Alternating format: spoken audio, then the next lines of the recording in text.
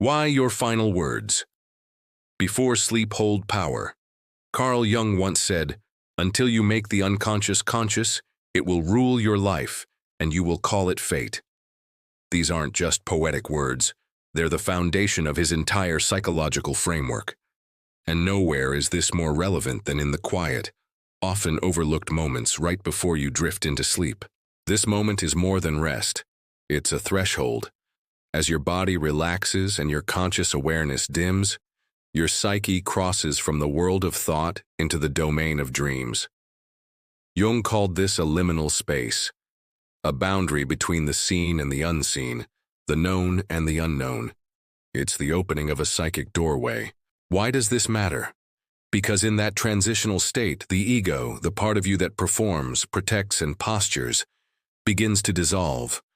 The personas you wear daily, worker, partner, friend, recede. And beneath that quiet is the raw, receptive realm of your unconscious mind. What you say in that space matters. Whisper, "I'm worthless," and your psyche accepts it without debate. Whisper, "I am safe, I am whole," and your unconscious begins to reorient around that message. Jung taught that words carry weight, not just linguistically but symbolically. Language is a vessel for archetypal energy. Words ignite dormant aspects of the psyche. When spoken just before sleep, when your defenses are down and your receptivity is high, they become a kind of psychic instruction. In this softened state, your unconscious doesn't just store information. It gets to work.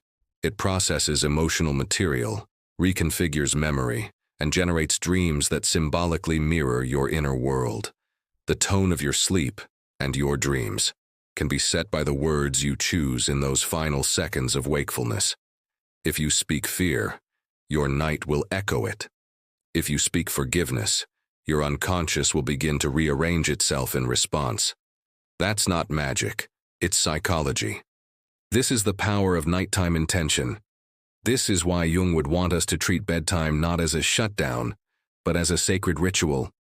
Because every morning begins in the dark, with the seeds you plant tonight.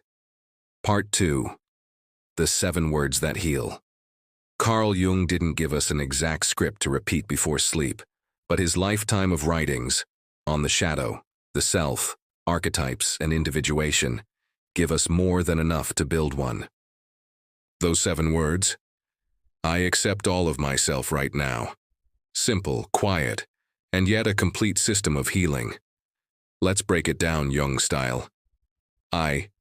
The I here is not ego, but presence. It's ownership. A declaration that the healing journey is internal. No projections, no blame, just the self. Accept. Acceptance isn't approval. It isn't saying I like everything about me. It's choosing to see all that is without denial or distortion. This is the first step in shadow work, stopping the war within.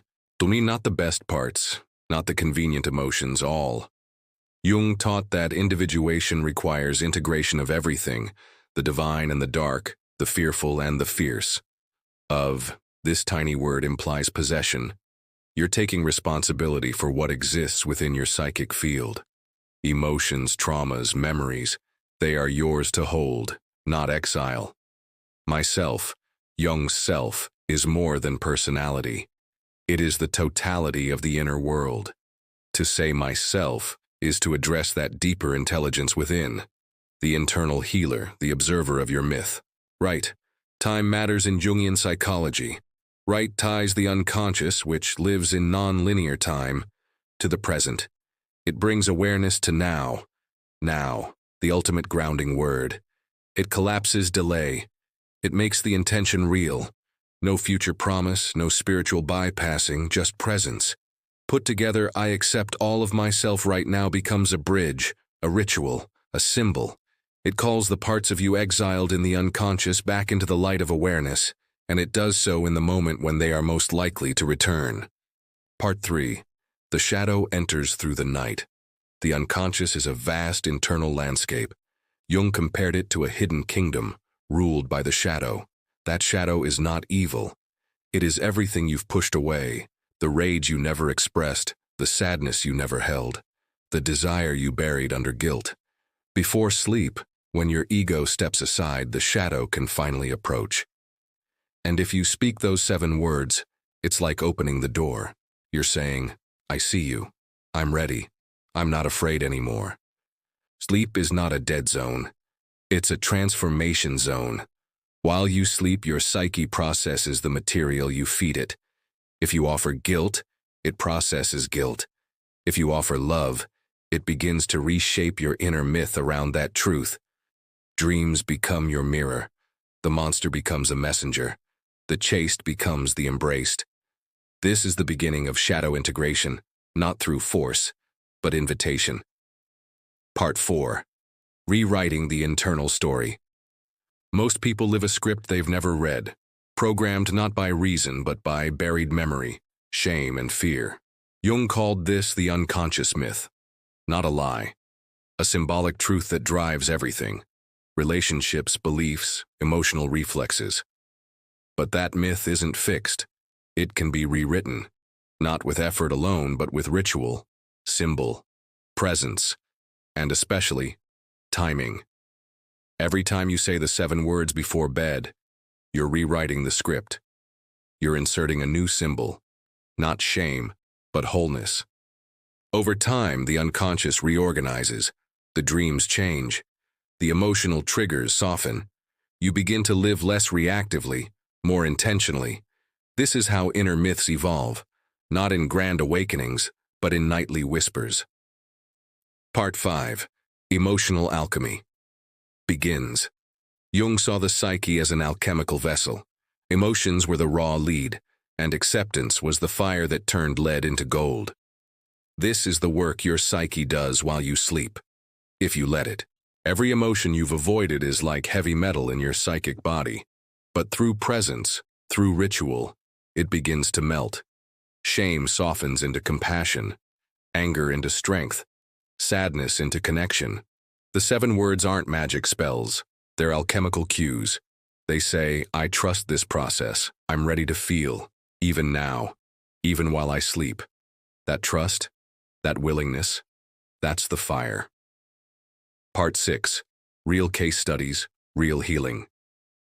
Jung didn't theorize from afar. He walked the path with patience, witnessed them heal through ritual. A man with drowning dreams said each night, I allow myself to feel what's inside me. The dreams changed. He surfaced. He wept. He became whole. A woman chased in nightmares whispered, I accept the part of me that is afraid.